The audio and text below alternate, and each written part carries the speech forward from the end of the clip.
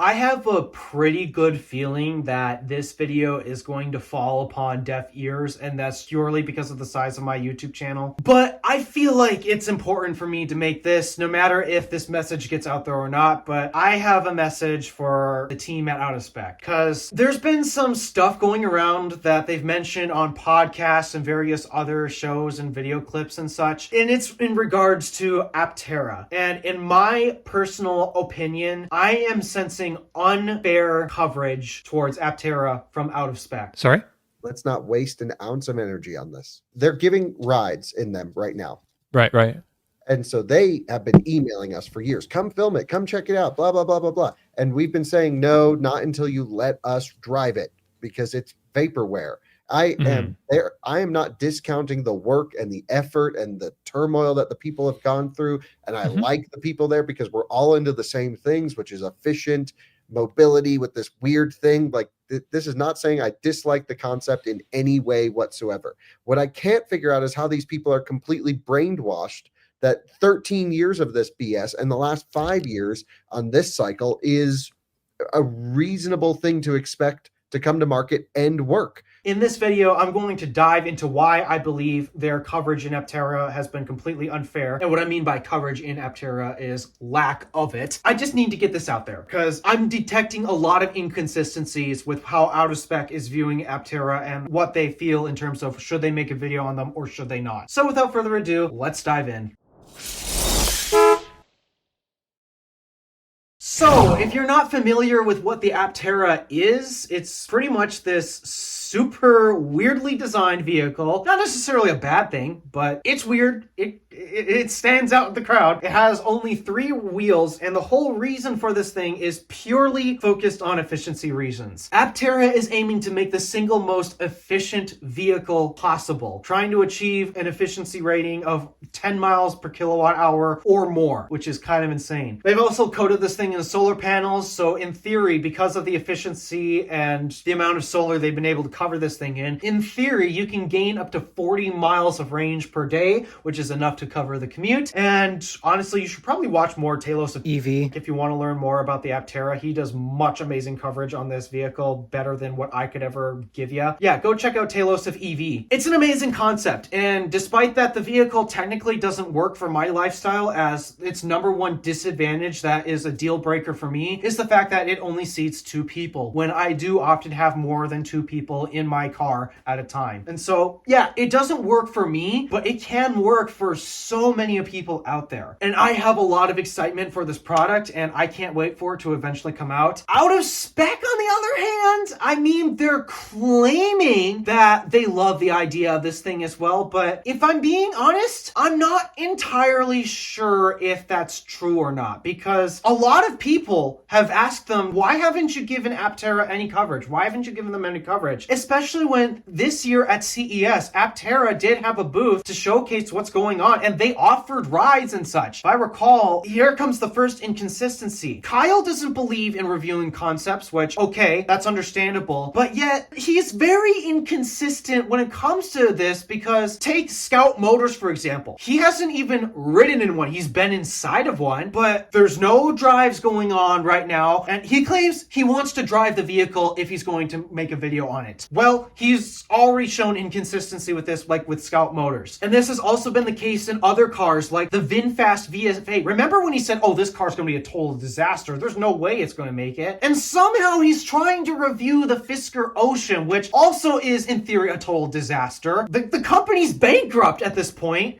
This is editor me here, because some time has passed. There's things that changed, and I need to insert a few edits here. But basically, the reason why I'm bringing up these examples, because yes, technically these 2 cars had eventually delivered to people. At the time when I'm showing these particular examples on screen, this was CES 2022, before these vehicles were even made available to the public. And let's just say they didn't look very promising from the beginning. That's why I'm still including these examples. There's inconsistencies here that I'm trying to figure out. Why is he making an exception to talk about these concept cars, but not Aptera? Because again, Aptera is offering rides, and last I checked, especially when it came to Talos of EV, they offered him and Zach from Jerry Rig Everything, they've offered test drives of the vehicle. And despite at the time they weren't complete, they weren't production intent, you could drive them, and that's what Kyle wants to do. He wants to drive them. Again, there's this inconsistency here where, no, he wasn't allowed to drive the Scout Motors vehicles. He wasn't allowed to drive those prototypes. Well, he could drive Aptera, and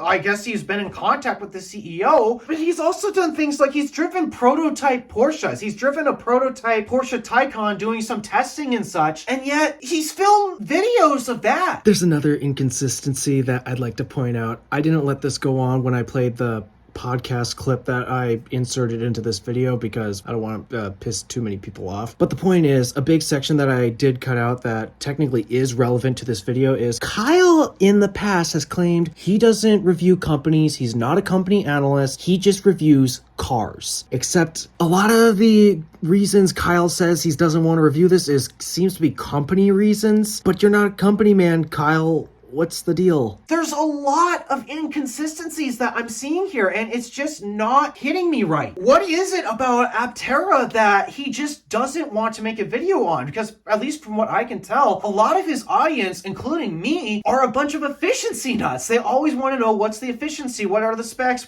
give me all the nerd level 9,000 details about these vehicles. And at least as of right now, Aptera does have production intent vehicles built, and that's what they showcased at CES. The battery pack is finalized. It is a production battery inside the Aptera. Same with the motors and the rest of the powertrain and such. A lot of it is production ready. And again, Kyle is out here not being consistent and is filming prototype vehicles despite oh, no, we don't do concepts. We don't do concepts here. So much inconsistencies, and I can't wrap my brain around why. And look, I get it. Aptera has had a problem with funding in the past, and they have been delaying as of recently right now. But if you follow them closer, which I don't think he is, you might know that it's not necessarily Aptera's fault. You might actually realize that Aptera is kind of waiting on some contractors to complete their ends of the deal. And when you're a startup, believe me, I know this frustration as I work in the manufacturing industry. When you're a startup in a not very well-known business, it's hard to build these relationships and get your stuff to you right away. You will be deprioritized when you're new, when you don't necessarily have a lot of money to start up with. I get it, but at least from what I can tell, Aptera is kind of on a roadmap to success, and they don't have to deliver too many vehicles until they reach profitability. They know what they're doing. And this is where Editor Mia has to interject with even more news, because actually as of recently, Canoe, another EV startup, has recently filed for bankruptcy. And this is a common issue that some other journalists seem to have when it comes to reporting on some EV startups in the industry, or just startups in any industry, if I'm being honest. A big issue is, in order to be not considered vaporware, where basically you have this cool concept but it never sees the light of day, or you can never buy it. That's what vaporware basically is. In order to not be in this vaporware state, they're never going to deliver anything to the consumer. Well, that puts a